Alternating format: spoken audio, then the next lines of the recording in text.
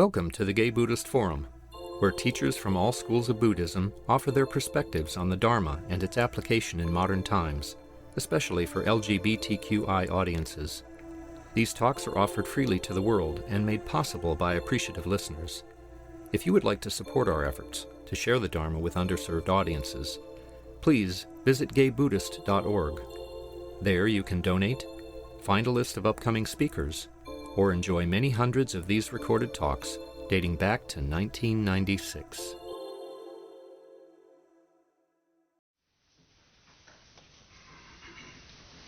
Well, welcome back, everyone. Let's go around and say our names. My name is Jim. Doug. Randy. Mike. Bob. Kay. George. Carl. Jim. Peggy. Brad. Clint. Greg. Scott. Bruce. Howard. Brad. David. Jack. Paul. Marco. John. Bob. Greg. Peter. Robin. Snake.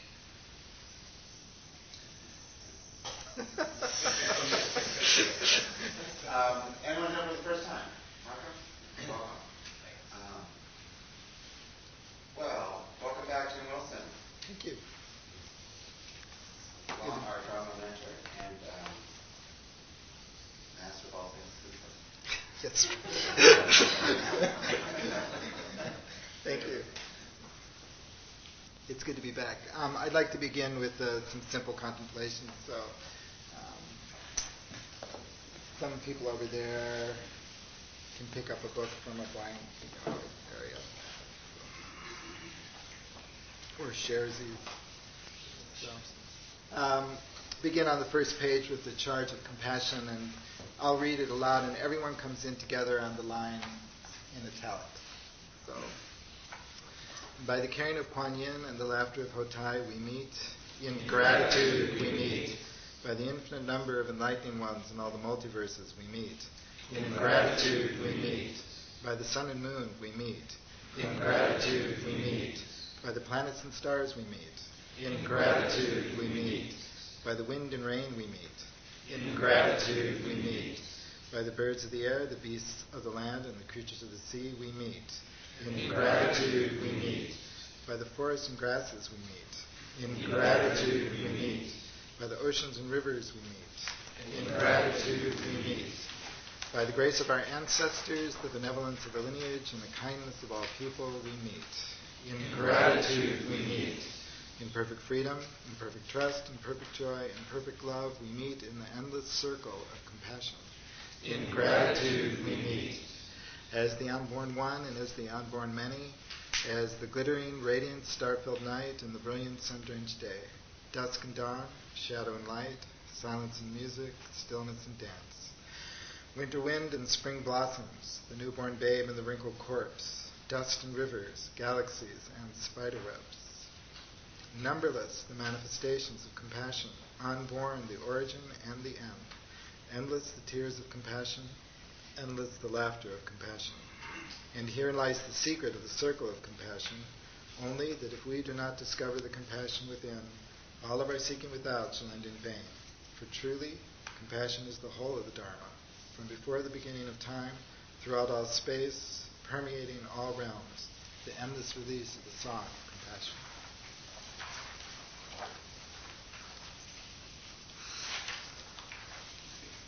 Turn to the next page, and together we will recite the three refuges. We take refuge in the Buddha. We take refuge in the Dharma. We take refuge in the Sangha. We take refuge in the enlightened ones. We take refuge in their teachings. We take refuge in our spiritual friends.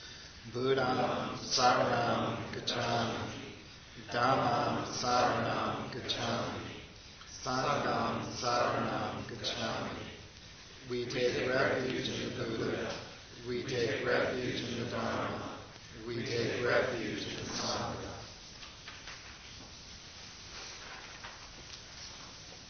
Turn to the next page. Once again, I'll read this aloud and everyone comes in together on the lines that are in italics. these are the contemplations for everyone. We take this moment to recall, I'm of a nature to grow old, I'm of a nature to become ill, I'm of a nature to die. I must at some time be separated from all that is dear.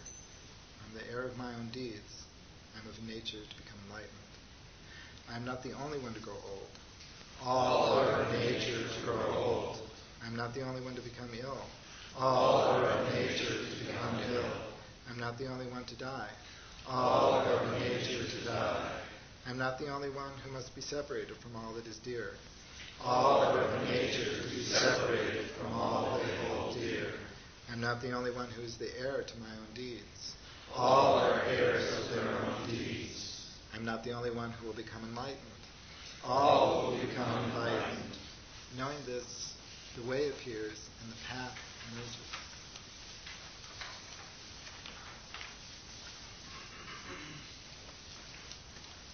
And I will read aloud the contemplations on our good fortune. We take this moment to contemplate our good fortune in having a rare human birth. We take this moment to contemplate our good fortune in having a sound mind and body. We take this moment to contemplate our good fortune in having good parents. We take this moment to contemplate our good fortune in all the teachers we have had. We take this moment to contemplate our good fortune in living in a time and place of relative peace and prosperity. Such an auspicious time and place is very rare. We take this opportunity to contemplate our good fortune at encountering the Dharma, the way to liberation and the cessation of all sorrow. Such a combination of good fortunes is very rare, very difficult to find. Realizing this, we will not waste this opportunity. Realizing this, we dedicate ourselves to comprehending and realizing transcendent wisdom and infinite compassion. So you can put these aside for now. We'll return to them at the conclusion of the talk.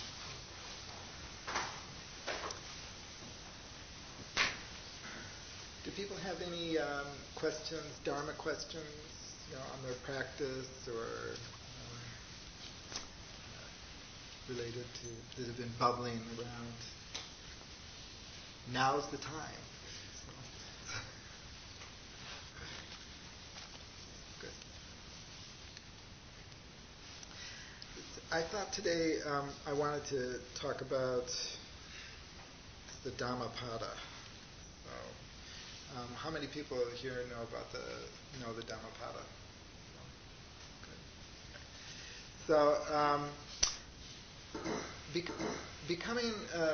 becoming familiar with the Dharma is it's a little like learning a new language. So when you begin to study a new language, certain phrases will click pretty easily. Like in certain ways of saying things, like say you're studying German or Italian or Japanese or something. Certain parts of it will sort of sink in very quickly, and other parts not so quickly. Like why do they say it that way, or what do they mean when they, it'll be opaque for quite a while. And in a way, learning about the Dharma is similar. Like certain things about the Dharma seem very, very simple, very accessible. And that's probably why you originally showed up at a Dharma group, because you heard something that made sense. And then you're sort of going along, and then somebody says something, and you go, "Now wait a minute, that doesn't where does that fit in? Or how does that piece fall into place?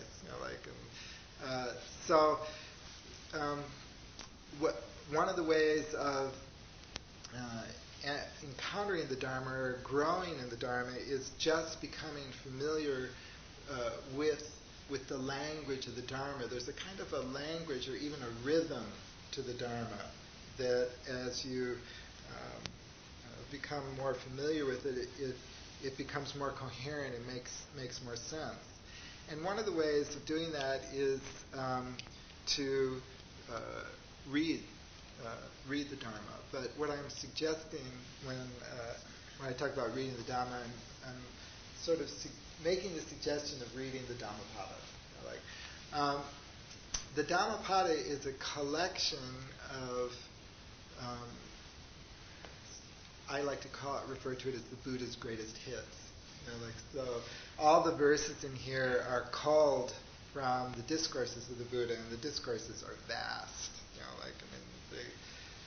You can fill several bookcases with the discourses of the Buddha.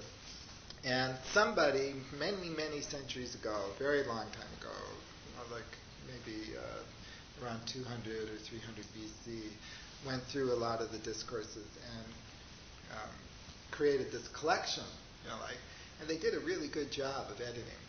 It's very, very accessible, resonates very easily, and it's beautiful.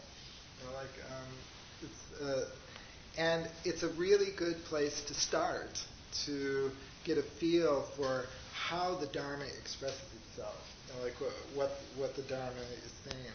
It's interesting. In the 20th century, the Dhamapada is culled from verses of the Pali Canon, which is the Theravada tradition, but it's become part of the Dharma as a whole in the 20th century, so that you have I have at home a Tibetan version of the Dhamapada that was published by Dharma Publishing, Tartang Tulka's outfit. And here I have a translation and commentary of the Dhamapada by Jerry Larkin, who's a Zen teacher.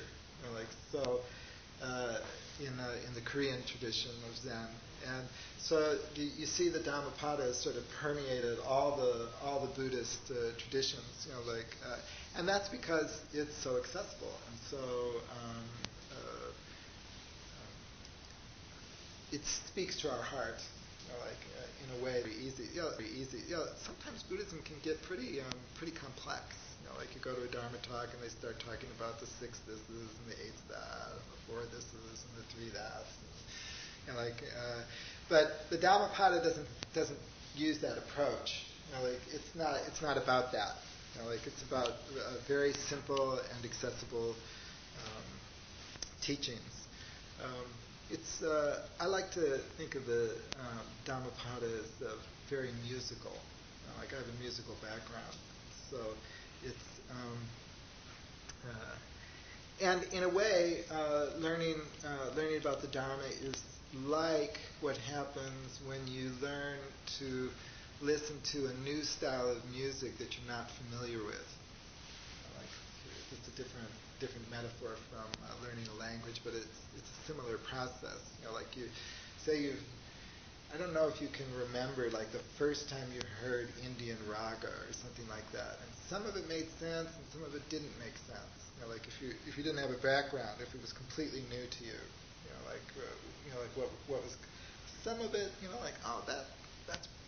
that coheres, but you need to listen to it repeatedly, and then your mind goes, oh, now I see, now I see what they're doing, So what is it about the Dharma that's new? Like I say, it's like learning a new language, or it's like learning learning to listen to a new kind of music. So, what is it that the Dharma is, teaching that makes it that way? It's new because for most of us, because the Dharma is the song of the deathless. And where else have you heard that song?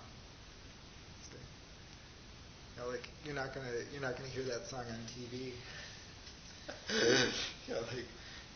You're not gonna hear that song in school. You're not going to hear that song in most religious organizations that you go to these days. It's not that that's completely absent. It's just that most religious organizations are focused on other things. So everything the Buddha spoke about came from this realization of the deathless and the unborn. And so once you understand that, the rest of it falls into place. The teachings about ethics and the 5 this and the 6 that are ways to sort of get you to open up to this song of the deathless, because it's hard to hear. It's hard,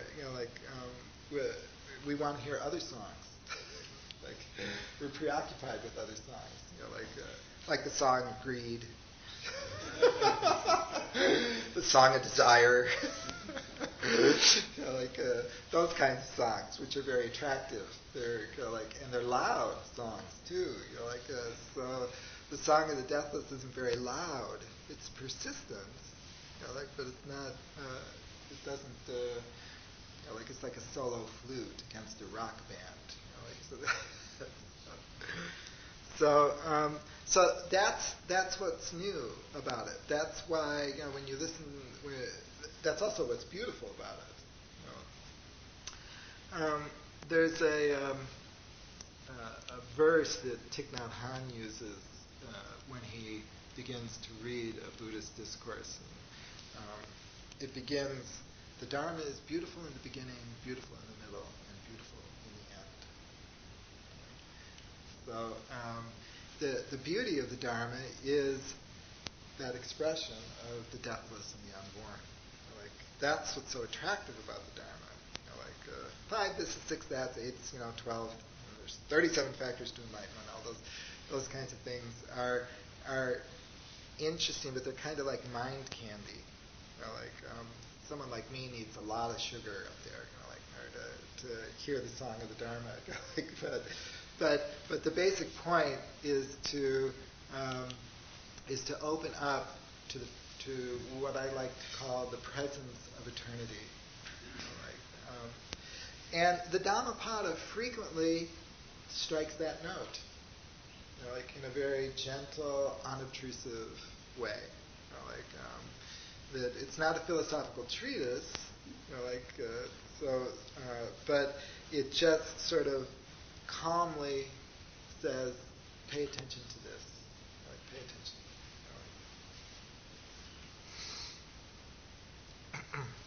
Are there any questions or comments at this time?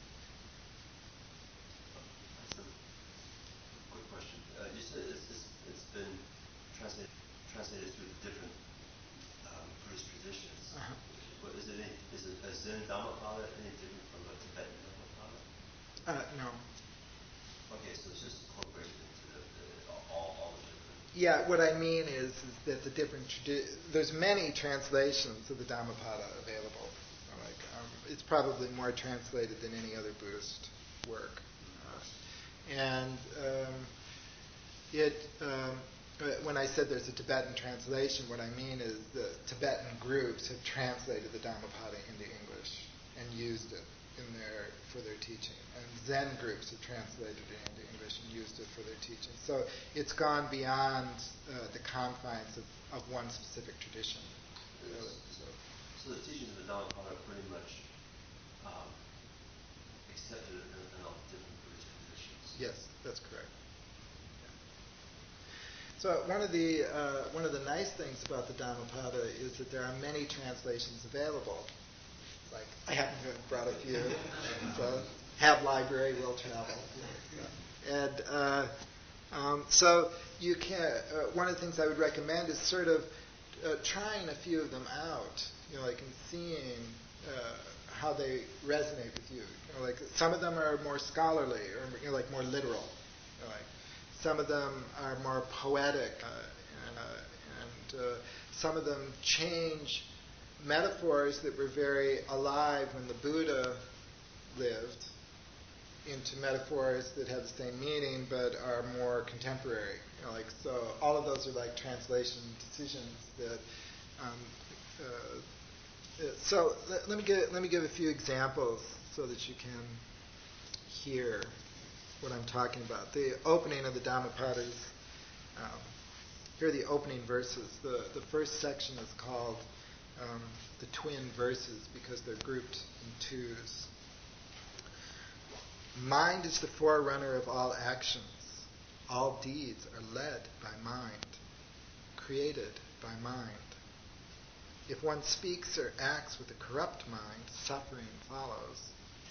As the wheel follows the hoof of an ox pulling a cart. Mind is the forerunner of all actions.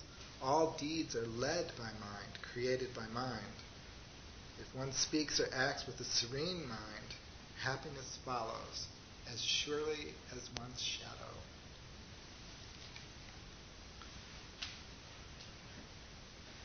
So this translation is by Ananda Maitreya, and he's a Theravada Buddhist monk. It's very true to the, I would say it's a very close rendition of the Pali into English. Jerry Larkin was going through her bookshelf one day and decided that she needed to lessen her possessions. So we've all done this now and then. Mostly then. And she was going through her Buddhist books, and she was pretty diligent with herself. Was she going to read this again? It's a good book, but is she going to read it again? And if the answer was no, then it's time for somebody else, to have it. And but she kept all of her translations of the Dhamapada. It's very interesting. She said, if I just, if I only had to have one book, from the Buddhist tradition, she said, this is the one that I would choose. And that stimulated her to do her own version of the Dhamapada. And she also has a commentary. So if you like commentaries, and here's how she renders the opening verses. Our mind creates everything. If we speak or act with an impure mind, suffering is as certain as the wheel of a bike that moves when we start to pedal. In the same way, if we speak or act with a pure mind, happiness will be ours, a shadow that never leaves. So she's updated the metaphor from the ox cart to a bicycle.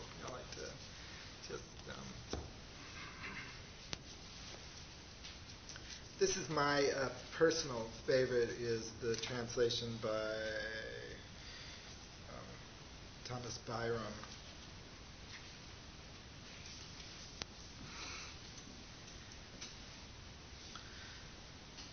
We are what we think. All that we are arises with our thoughts. With our thoughts we make the world.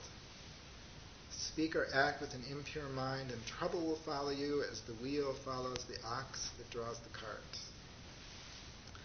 We are what we think. All that we are arises with our thoughts. With our thoughts we make the world. Speak or act with a pure mind, and happiness will follow you as your shadow, unshakable.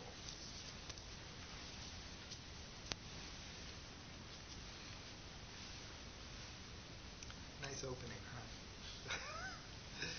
One of the beauties of the Dhamapada is the verses are very simple, but they're also very deep. It's like each verse is like a small pond of great depth. I have found that I can reread these verses without, and they're fresh, each time, because as my practice deepens and unfolds, I begin to see new meanings in these very simple verses. Which is different from reading like a doctrinal treatise. Once you sort of have the doctrine, you don't really want to go back. Once you learn what the 5 aggregates are, for example, you don't want to go back and read what they are again. You have that piece of information. But the verses of the Dhamapada they're more like poetry. So when you have a favorite poem, you don't mind going back to that poem, and rereading it, or even memorizing it to bring it to mind, because it continues to resonate, in different aspects of your life. You find it meaningful each time you go over it. The same is true of a favorite piece of music. It doesn't. In a way, I think of these different translations as different performances of the same piece of music. Say you like a symphony a lot, and they're performing that symphony next week, But you go to hear it not because it will be exactly the same as the times you've heard it before, but because it will bring out something a little different. Like this performance will be, and it will uncover something else. So what I'm getting at is reading more than one translation has that kind of feeling for me. It's like hearing the same piece of music performed by different people. Or if, to use another metaphor, it's like a jazz improv. A riff on the Dharma. Each one of these is kind of a Dharma riff.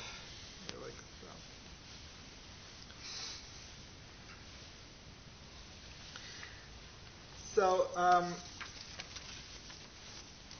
when I say read the Dhamapada, what I'm suggesting is, and I know quite a few people who do this, they read a section of the Dhamapada every day. So I think it's 30-something sections. 26 sections. So that's a nice monthly read. And each section only takes maybe five minutes to read. But to read it in a kind of a contemplative manner. To read it the way you would read poetry, not the way you would read the newspaper. Part of our problem with reading, we have several problems to overcome when reading spiritual texts. One problem is that we have a habit of mind about how to read that is basically set up in school. So we want to, when we read textbooks, we have a very critical mind because we have to decide whether what we're reading is true or false, and we have to decide, what to memorize so that we can pass the test. There's no test here. But even when we're not reading in a school situation, that habit of mind comes to the foreground. So it's good to be aware of that. And to put that aside. And sort of bring to one's consciousness the mind you have when reading poetry, or even better, read these verses with the mind you have that listens to music. What do I mean by that? It's that musical statements aren't true or false, but they are meaningful. That's what I'm getting at. So it's like if you approach this thing with that kind of critical mind. Let me draw a contrast. When you read the newspaper, the mind is agitated because you know you're being had. You're not being told the truth. So you're on guard. It's like, do I believe this? I know, at best they're telling me a partial truth. At best. And so the mind is in high gear. I agree, I disagree, this is bullshit. This is brilliantly insightful because it agrees with me. And we have that kind of combative relationship. So if you think of a poem or a piece of music, one of the reasons music is pleasurable to people is that it puts to rest the mind which is constantly engaged in, is that true or is that false? Do I agree or do I not agree? I'm not saying that the musical mind is completely non-dual, because there's things like, beautiful and ugly, and well done and well performed and not well performed, those kinds of things.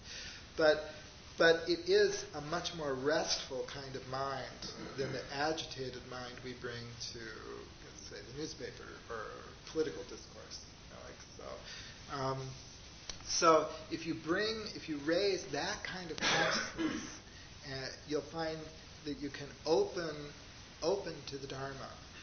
You can be open to what the Dharma has to say.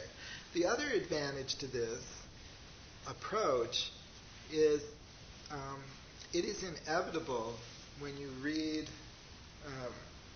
spiritual discourse that you will come across passages that you don't agree with, or are less than inspiring. So if you have the mind that you have, like when you read in a newspaper, the tendency is to throw the baby out with the bathwater. So I don't agree with that, so to hell with it. And unfortunately, at this time in history, fundamentalists have set the agenda for how we read spiritual discourses, and unfortunately, as a society, we've acquiesced in this. We've allowed them to set the terms for how we approach spiritual discourse. And fundamentalists are very wrapped up in either or kind of consciousness. Their insistence is that it's all true. Just like when you read an editorial you agree with, it's all true. So that's their approach. They don't have the mind of poetry. They don't have the mind of music. Like when they read their discourses. So any intelligent person is going to say, well, if that's how I'm supposed to read it, then to hell with it. But what I'm saying is you don't have to read it that way. And in fact, through most of history, that's not how spiritual discourse has been read. We've kind of lost touch with that. And that's really unfortunate, because it cuts us off from a source of nourishment, to our practice. So it's not really a matter of agreeing or disagreeing with a particular point that is being made. It's any more than, say, like when you listen to a piece of music, if somebody, hits a wrong note, it can still be a wonderful performance. Or if you, if you go to a ballet and somebody stumbles, it's all right. The performance continues, and it can still be, a wonderful evening. So, in other words, allow yourself to be relaxed about this. It's okay, if a verse doesn't appeal to you, or something like that. It's not. So just be relaxed with yourself and be relaxed with the text. I like to say that the words of the Dharma are like an old friend, like a long-term friend. So I have these long-term friends, and we don't always agree, but our friendship is stronger than any particular agreement or disagreement. So in fact, the strength of our friendship allows us to have discussions about these points that we disagree with, and the disagreement actually strengthens the friendship, rather than threatening them. So if you pick this up and you say, my old friend, the Dhamapada, that's a good way to start. So my buddy, like the Dhamapada, and that develop that kind of nurturing relationship with them, then it doesn't matter, whether things appear that are a little off. Does that make sense? Or are there questions on that point? In a way, we have to re-educate ourselves as to how to read. It kind of brings up the question of, I know, for example, that you make a very detailed study of practically all the sutras. A little obsessive, don't you think? And I know that it's Lexio Divina, too, it's not for knowledge. Do you direct your sort of academic and detailed reading toward more basic questions that you're thinking about at the time? Or You mean when I approach... teach other people who just have an intellectual bent of mind? You see, the Bodhisattva vow is to save all sentient beings from suffering, and someone has to take on the task of saving philosophers.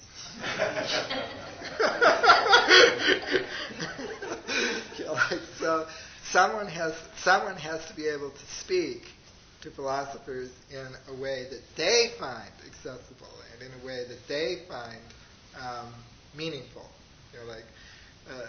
The Dharma is lovely, and in some ways it's very simple and very lyrical.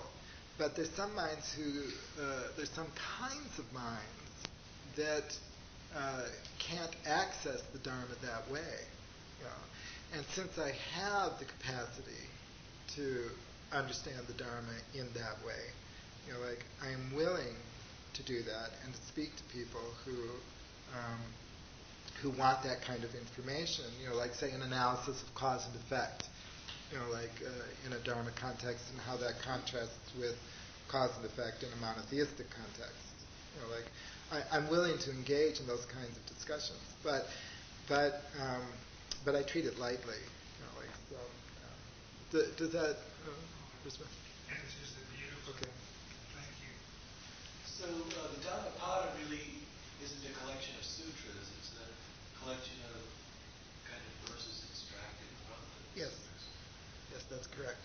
So, I have an edition at home which tells you, where in the canon the verses came from, because I'm that way.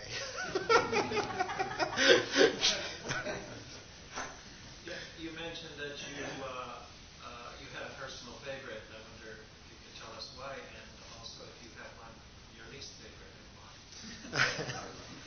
why. I like Byram's translation. It's my personal favorite because I like the English. It's very, I find it lyrical and memorable. It sinks into my brain. And there's no footnotes. Because I'm the kind of person who will read the footnotes.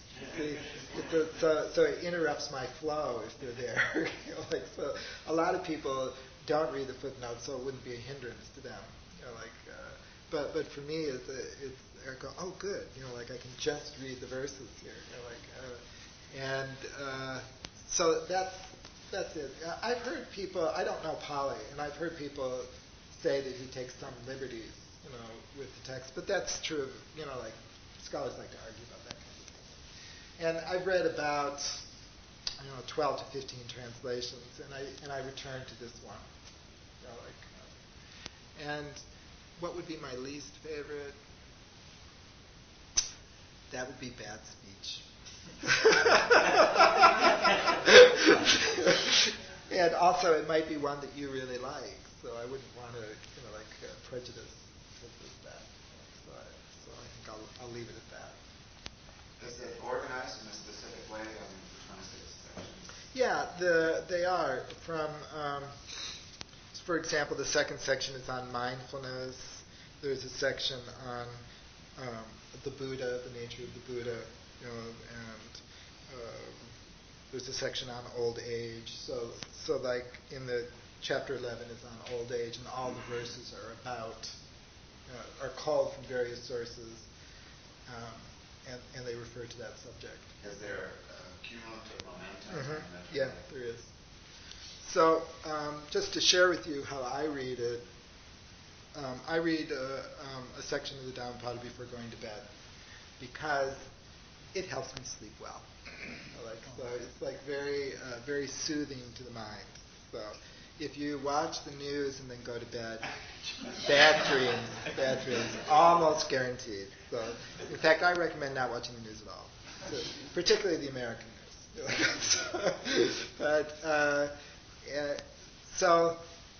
Or if you watch, I don't know, a Law and Order or CSI, and then you go to bed, it's like, what are you taking with you? You're like into dreamland. So what the reading the Dhamapada is very soothing to my mind. Of course, I have a very my mind spins a lot, so I need a lot of mind candy. But I know a lot of other people who do this as well, so I don't think it's just my individual situation. So one of the ways of bringing your mind, of letting go of the habits you formed around reading, like what I call the habits that were formed at school or by reading a newspaper, is to bracket the reading with a very simple ceremony. And you can work out the details of this ceremony yourself. It doesn't have to be elaborate. What I do is I light a candle, I light some incense, and then I say, the Dharma is deep and lovely. I now have a chance to read it, study it, and contemplate it. May I soon realize its true meaning. Then I open the Dhamapada, and I read a section. And then I sort of just rest my mind for a few minutes. So a few minutes may be 3 minutes, it may be 10 or 15 minutes, and then I read it a second time. It's sort of like allowing the reading to resonate, in one's mind and heart, and then I conclude by saying, the Dharma is deep and lovely. I've now had a chance to read it, study it, and contemplate it. May I soon realize the truth. And I put out the candle, and I go to bed. And this is a way of very restfully entering sleep. Other people I know begin their day with a section of the Dhamapada. Some people, in fact, quite a few people I know, as the day goes on, your mind gets duller. It's harder to concentrate. So some people like to do this kind of practice in the morning, because they'll look at a page and they'll read it and they'll, what was that? But it's the same kind of process. You get up in the morning, and it sets for people who read in the morning, it sets the tone for the day. It's sort of like a reminder as I move through the day, remembering the Dharma, remembering its presence. So it's a very simple kind of contemplation that that anyone can do. It doesn't take a lot of instruction or it's not elaborate. You have all the equipment you need to do it, and I just go through all 26 sections, and then I start over again. Now that's one of the differences between this kind of reading and the kind of reading we're used to in school. Because in school, you read a textbook, you absorb the information, you pass the test, and then you never look at that book again. Hopefully you'll get someone to buy it from you. If you're lucky. And it's like you're done with it. That's also a habit of mind, which needs to be watched. Because this cycling through the verses of Dhamapada, each time you go through, it resonates with you. You find new meanings. It's like going deeper into the meaning, going deeper into the words. That kind of thing is very fruitful. For deepening one's understanding of the Dharma. So, if you have a regular meditation practice, the first time you read the Dhamapada, what it's saying in connection with your meditation practice, you might not link that up. But maybe the 5th or 6th time you read the Dhamapada, that's right. I experienced what they're talking about there in meditation. Now I see the connections. So it's those kinds of resonances that I'm talking about. This kind of cyclic reading is also, life is cyclical. There's this cycle of the seasons. As a culture, we've sort of we're out of touch with that. When you do a kind of a cyclical reading like this, the rhythm of the reading begins to blend with the rhythm of life as well, and you begin to see those kinds of connections. First very subtly, and then more and more apparent to you. So I think that's one of the wonderful lessons of this kind of reading. It's not a matter of reading to the Dhamapada once and then you're done. It's a matter of opening up to it. One thing that I do is that I do read different translations. So I have like 3 or 4 that I sort of cycle through, just to get a slightly different perspective on it. But if you have a favorite one, reading the same one over and over again, that's valuable as well. I have a question. If you have a crisis in your mind, and do you ever just open it up and point? I know some people do that with later text. They just Yes, I have done that. Yeah. And it's invariably soothing. It doesn't always give me an answer, but what it reminds me of is, oh yes, there is a larger world. It's not like, because I think when we're in crisis, what tends to happen is that our consciousness sort of collapses, into that focus, and we forget, that there's more, there's a larger context, and just becoming aware of that larger context can be settling.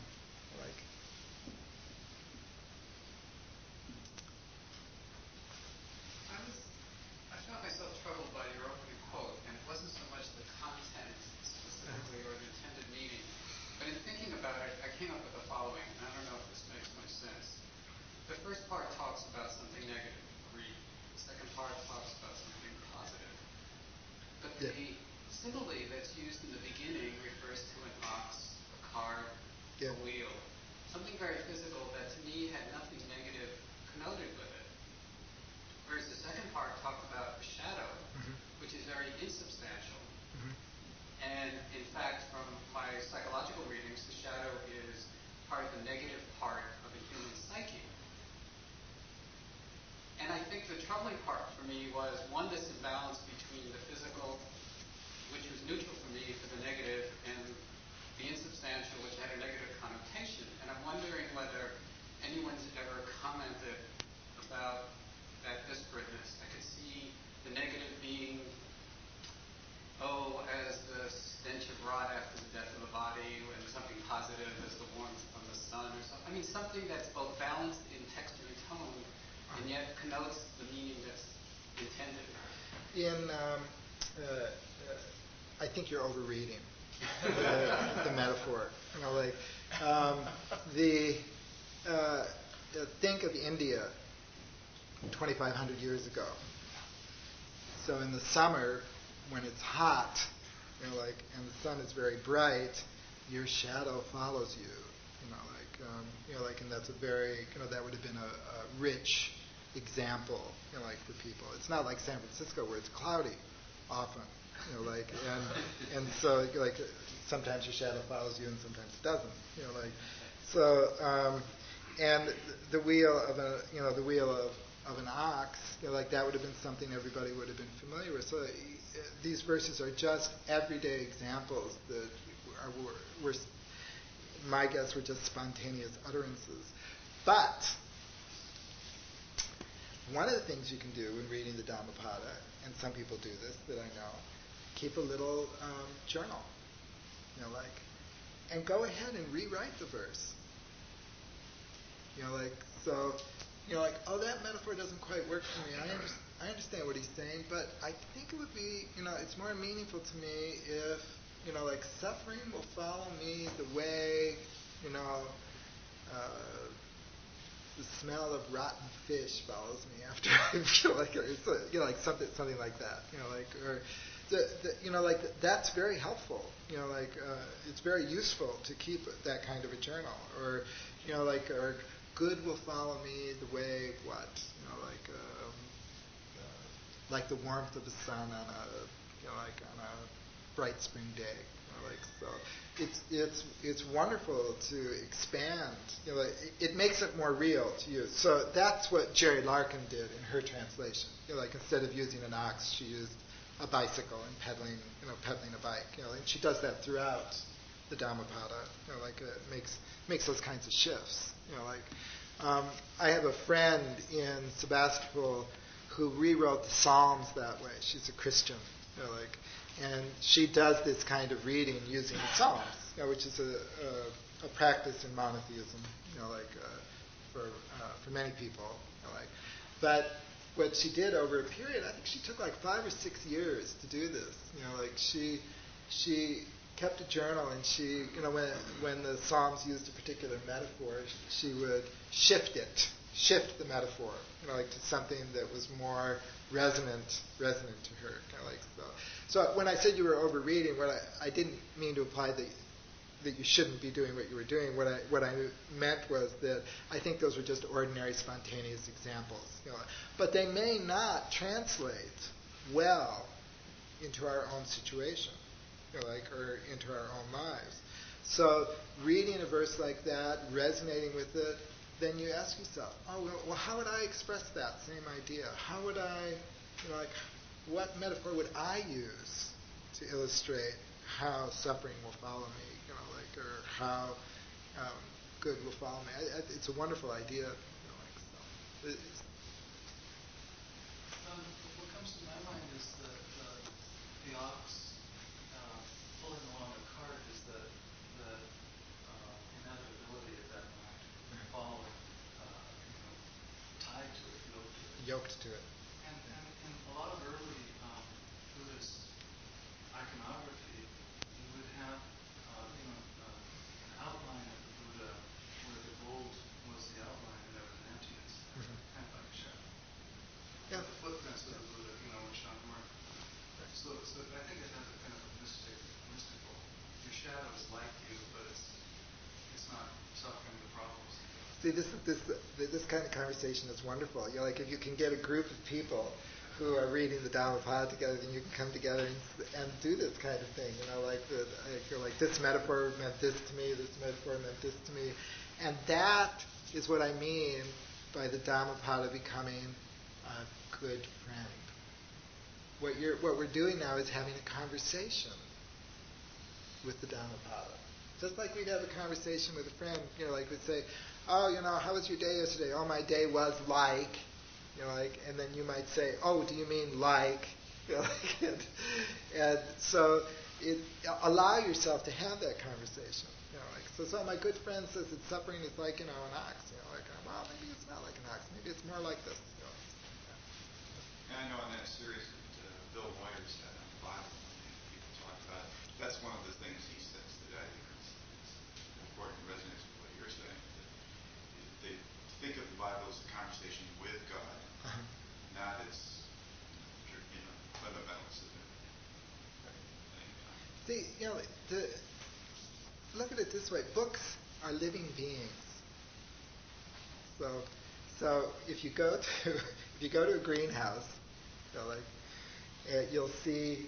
I call it greenhouses are the plant propagation realm. See, so you go in there and people are growing various plants and creating conditions. So go into Kinko's, and that's the text propagation realm. See, there's various conditions, which give rise to voila, a book, so. Everything in existence is alive, and is speaking. Everything in existence arises dependently, due to causes and conditions. So the nature of a book and the nature of a human being are not basically different, but you do need to sort of shift your mind a little to have a conversation with this living being. But if you approach it as a living being, then you begin to open to it in ways that are absent when you approach it as, kind of a dead, immaterial transmitter of what somebody said a long time ago. Okay. Shall we conclude with?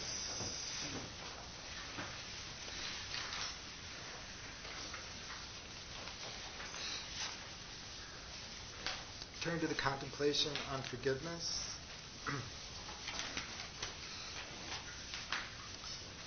And together, contemplating forgiveness.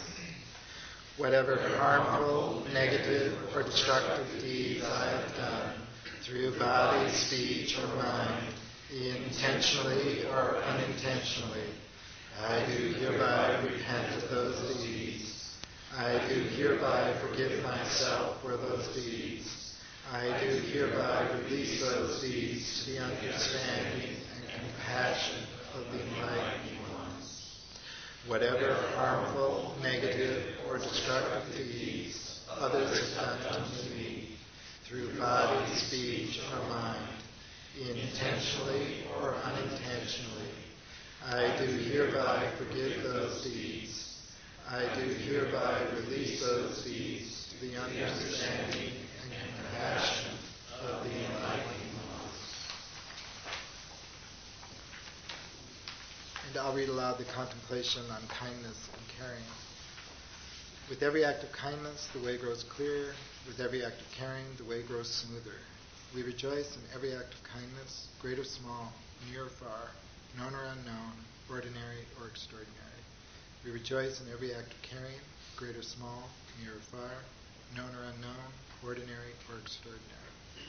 May kindness and caring blossom within us and within all people. May wisdom and compassion blossom within us and within all people.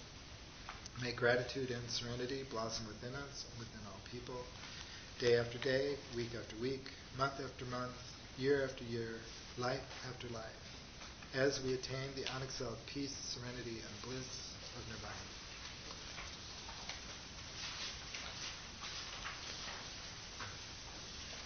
Together, the song of great wisdom. May all sentient existence be well and happy. May all sentient existence be free from suffering and the causes of suffering. May good fortune fill all the days of all the lives of all sentient existence. May all sentient existence dwell forever in the limitless realm of the ever-present peaceful heart and serene mind. Sentient beings are numberless. I vow to save them all.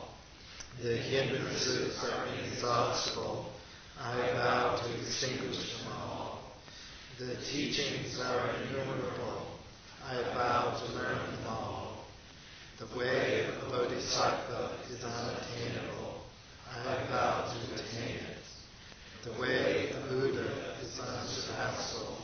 I vow to realize it. Whatever merit we have earned since beginning this time, we do hereby freely offer this merit to all sentient existence. Whatever merit we have earned from this morning's contemplations, we do hereby freely offer this merit to all sentient existence. Thank you.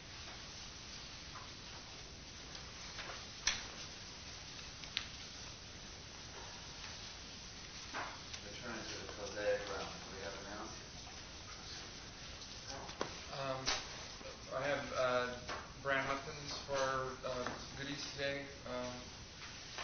For after the talk is over. The Donable will be out there. Contributions suggested at $5. Give what you can. Please wash your own tea mugs and put them away. And that's all I have to announce. Okay. Yes.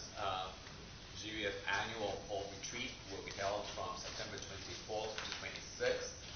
This year we have good fortune of having two teachers. Jim Wilson has kindly agreed to be one of the teachers, and Roger Collis, Dhamapada, will be the teacher.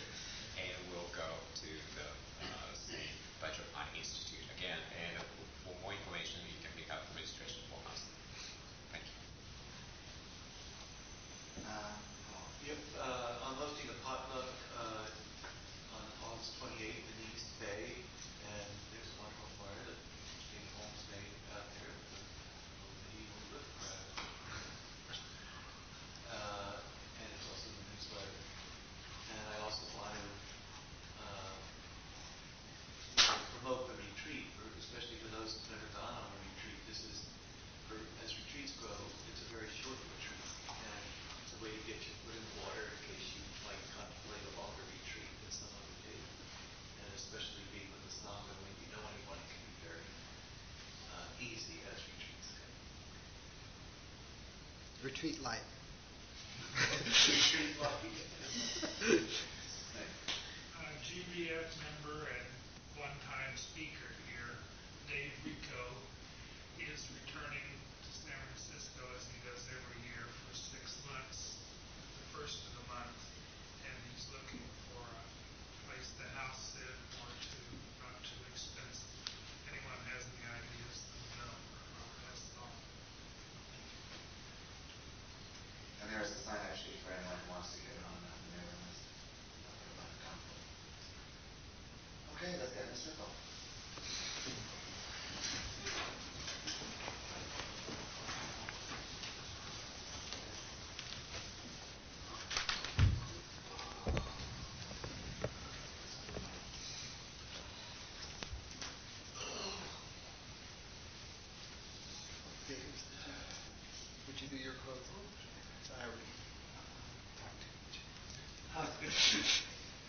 By the power and the truth of this practice, may all beings have happiness and the causes of happiness.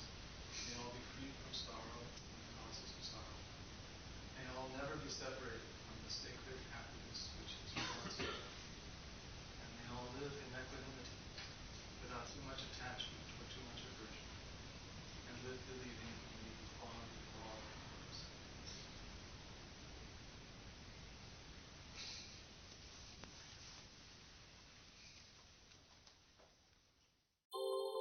Thank you for listening to the Gay Buddhist Forum.